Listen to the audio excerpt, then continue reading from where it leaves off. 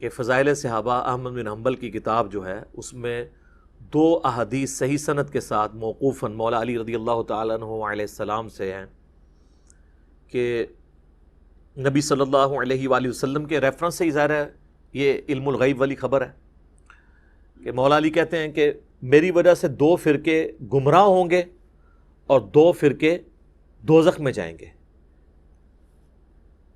ایک میری محبت میں غلوف کر کے اور ایک میری دشمنی میں غلوف کر کے، گمراہ بھی ہوں گے اور دوزخ تک بھی پہنچیں گے۔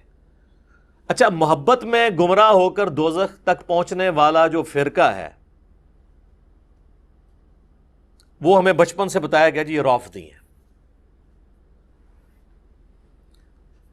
لیکن ہمیں دوسرے فرقے کا نہیں بتایا گیا۔ وہ کہتے ہیں وہ پہلے تھا، ایک ختم ہو گیا، خارجی، اور یہ وہ، چونکہ آج وہ خود اس کا شکار ہیں تو ظاہر دوسرے کا تو نام نہیں لیں گے کہ دوسرا کون ہے۔ تو وہ تھے ناصبی، نسب کہتے ہیں کھڑا کرنے کو، جو حضرت علی کے خلاف کھڑے ہوئے، وہ قیامت تک رہیں گے۔ خوارج تو قیامت تک موجود رہیں گے، سنن نسائی میں حدیث ہے کہ خوارج قیامت تک رہیں گے، حتیٰ کہ ان کا آخری گروہ جو ہے وہ دجال کے ساتھ مل کے مسلمانوں کے خلاف ہوگا۔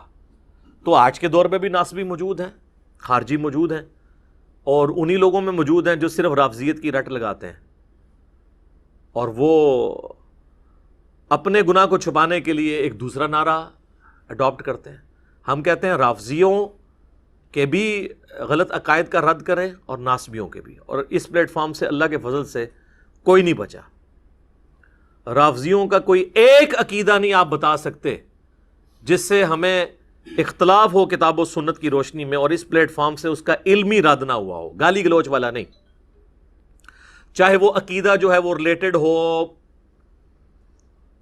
امامت سے، خواہ وہ توحید کے حوالے سے ان کے اندر خرابیاں ہوں، چاہے محرم کی رسومات ہوں، جھولے کی شکل میں، ماتم اور پنجوں کی شکل میں، کوئی ٹاپک نہیں بچا، اسی پلیٹ فارم سے علمی رد ہوا ہے اور لوگوں کی اصلاح کا سبب بنا ہے، اور ناسبیت کا رد بھی اسی پلیٹ فارم سے ہوا ہے۔ باقیوں نے تو سب نے اپنے اپنی مرضی کی چیزیں پکڑی ہوئی ہیں۔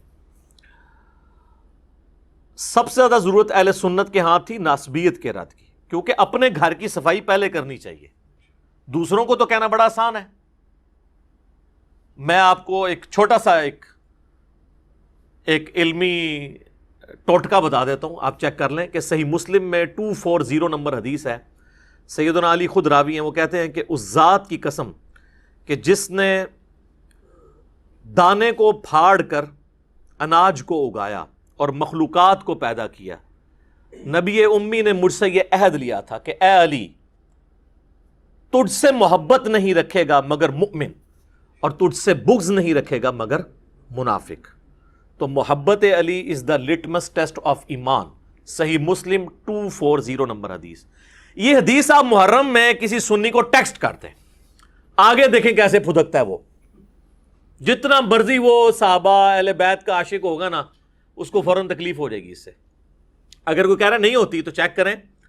اور مزید آگے میں آپ کو بتاتا ہوں کہ سنی کی کسی مسجد میں، ابھی محرم 1442 سٹارٹ ہو چکا ہے نا، کسی سنی مسجد میں آپ ایک چارٹ پہ یہ حدیث لکھ دیں، صحیح مسلم 240، علی سے محبت نہیں رکھے گا مگر مومن، علی سے بغض نہیں رکھے گا مگر منافق، صرف یہ لکھ کے لگا دیں، اس کے بعد آپ تماشا دیکھیں۔ لیکن یہی بات آپ جعلی بنا کے کسی اور صحابی کے بارے میں لگا دیں، کچھ بھی نہیں ہوگا۔ تو وہی بات ہے کہ سیدنا علی کی فضیلت کے انکاری نہیں آپ، مسئلہ یہ کہ آپ اقراری نہیں ہیں، اور یہ ہم نے پریکٹیکلی چیک کیا ہے جو آپ کو یہ فارمولے بتا رہے ہیں۔ آپ کو اگر یقین نہیں آتا آپ چیک کر لیں، کسی دیوبندی کو، کسی بریلوی کو، کسی اہل حدیث کو جو کٹر قسم کے ہیں، یہ ذرا حدیث محرم میں بھیجیں صحیح مسلم، تو آگے وہ آپ کو اوٹ پٹانگ قسم کی خود روایتیں بنا بنا کے بھیجے گا اور عجیب قسم کے جوابات دے گا اور آپ پہ کامنٹس کرے گا، تو آپ دیکھیں گے کہ اندر کا خناس اس کا باہر آ جائے گا، وہ آتے ہی اسی حدیث سے باہر ہے۔ اور میں کہتا ہوں مولا علی کی شان میں نمبر 1 حدیث اس روئے ارض پہ اگر کوئی ہے نا، وہ یہی ہے، مسلم کی 240، کیونکہ یہاں پہ تو ایمان کی بات ہو رہی ہے۔ اور دوسرے نمبر پہ اگر کوئی حدیث ہے تو وہ ہے کہ علی کی میرے ساتھ وہی نسبت ہے جو ہارون کی موسیٰ کے ساتھ، مگر میرے بعد کوئی نبی نہیں، جو بخاری اور مسلم دونوں میں ہے۔ انبلیویبل چیز ہے. قرآن میں آتا ہے نا کہ حضرت موسیٰ نے دعا کر کے حضرت ہارون کو مانگا تھا.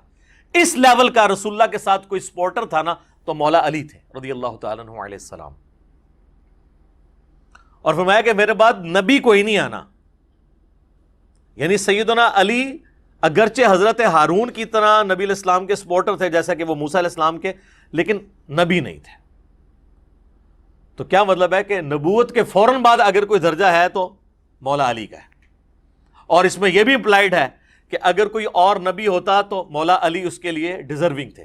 جس طرح کہ جامعہ ترمذی میں صحیح سند سے حدیث ہے کہ میرے بعد اگر کوئی نبی ہوتا تو عمر ہوتا. یعنی یہ فضیلت کے طور پہ, جیسے قرآن میں بھی ہے قل ان کان للرحمن ولد فانا اول العابدین. اے نبی فرما دو بالفرض اگر اللہ کا کوئی بیٹا ہوتا تو سب سے پہلے میں اسے پوج رہا ہوتا. یہ سمجھانے کے لیے, اس سے کوئی لم یلد ولم یولد ختم نہیں ہو گیا, یہ بات سمجھانے کے لیے. تو یہ جو فضیلت ہے سیدنا علی رضی اللہ تعالیٰ عنہ کی, لٹمس ٹیسٹ آف ایمان صحیح مسلم 240. علی کی میرے ساتھ وہی نسبت ہے جو ہارون کی موسیٰ کے ساتھ, بخاری مسلم دونوں میں حدیث. اور تیسری ہے من کنت مولا فہذا علی مولا, غدیر خم کی حدیث. یہ 3 ٹاپ آف دا لسٹ فضائل ہیں. ویسے تو بہت زیادہ ہیں. المستدرک للحاکم میں صحیح سند کے ساتھ امام احمد بن حنبل کا قول ہے کہ ذخیرے احادیث میں سب سے زیادہ احادیث جس شخص کی فضیلت میں ہے وہ علی ابن ابی طالب ہے رضی اللہ تعالیٰ عنہ علیہ السلام. صلاۃ بر محمد و آل محمد. اللہم صلی علی محمد و علی آل محمد.